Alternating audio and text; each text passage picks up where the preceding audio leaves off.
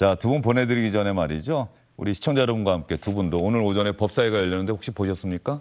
법사위에서 검수완박 법안, 이른바 검찰수사권 완전 박탈, 민주당에서는 검찰수사권 상당히 축소하는 법안, 이게 통과가 되지 않았습니까? 그런데 그 법안에 등이라고 돼 있지 않습니까? 부패와 경제 등.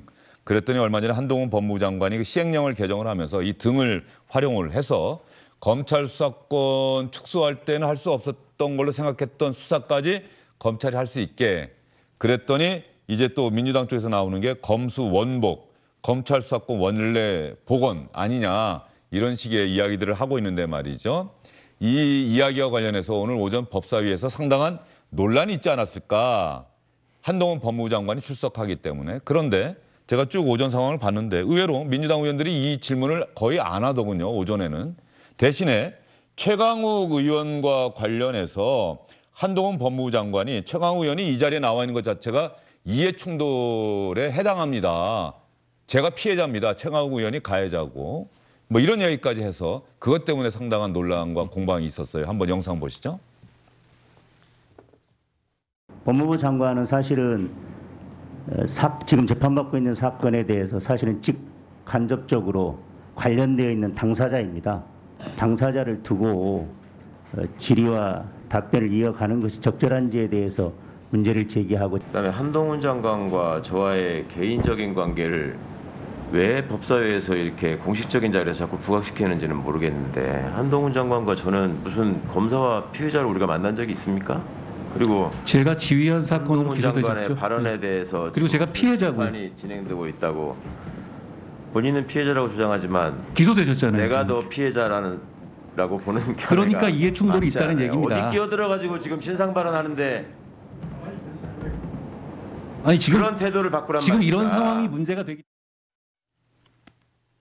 한동훈 법무부 장관 신상 발언까지는 안 나왔네요. 예, 그 나중에 김도읍 법사위원장이 또 발언 기회를 줬더니 아주 한동훈 법무부 장관 충분히 얘기를 다 했고, 민주당에서 또 김도읍 법사위원장에게 이런 식으로 의사 진행하느냐고, 어떻게 장관한테 발언할 기회를 따로 주느냐 그러는데 민주당 좀 곤혹스럽긴 한 사안이죠.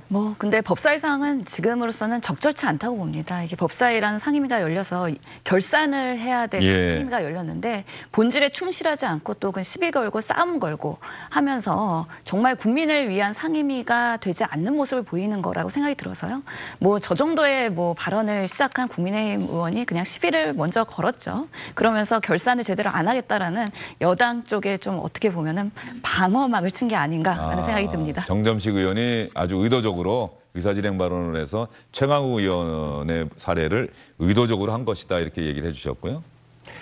저는 빨리 이 사안은 지금 헌법재판소에서 빨리 결정을 내려줬으면 좋겠습니다. 우리가 볼 때는 명백히 위헌입니다. 네. 왜냐하면은 수사를 할 것을 네. 공직자의 부패가 제일 심각하죠. 부패범죄의 공직자를 빼놓고 어떻게 부패범죄를 합니까? 개인 간 그거는 개인적으로 민사상으로 해결할 방법도 있고 하면 되는데, 공직자 부패가 제일 문제가 아니겠습니까? 그런데 부패와 공직을 떼놓았습니다. 네. 이건 소와 금을 떼내는 것 똑같습니다. 이런 불합리한 것을 실제로 수사 실무에서 어느 기준을 잡은 것인데, 이게 검수원복이다, 검수완박을 다시 회복해야 된다, 이렇게 하는 것은 부적절하고, 이 문제는 아마 후대가 보면 좀 웃을 겁니다. 웃을 텐데, 중요한 것은 중요한 공직범죄, 중요한 선거범죄는 반드시 처벌해야 되고요. 그것이 어느 수사에서 제외된다는 것 자체가 왜 이런 어처구니없는 사태까지 왔는지, 너무 야당, 민주당이 검찰의 수사에 대해서 지금 쓸데없이 두려워하고 있지 않는지 그런 걱정이 듭니다.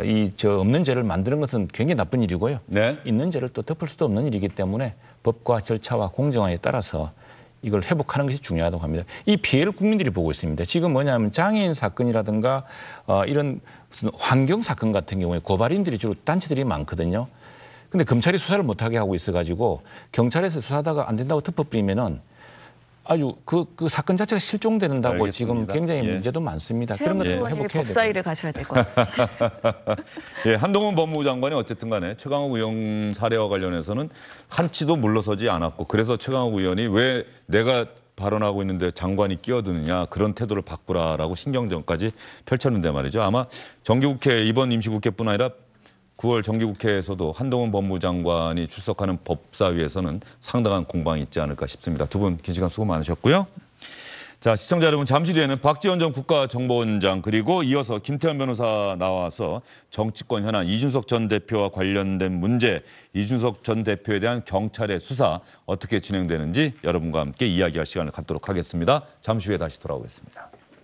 안녕하십니까, 주영진입니다. 더 많은 뉴스와 라이브 이벤트를 보고 싶으시다면 화면 오른쪽을 눌러서 구독해 주시기 바랍니다. 저희 SBS 앱을 다운로드 받으시면 뉴스 속보 알림도 받아보실 수 있습니다. 텔레비전으로도 SBS 뉴스, 유튜브로도 SBS 뉴스 잊지 마시기 바랍니다.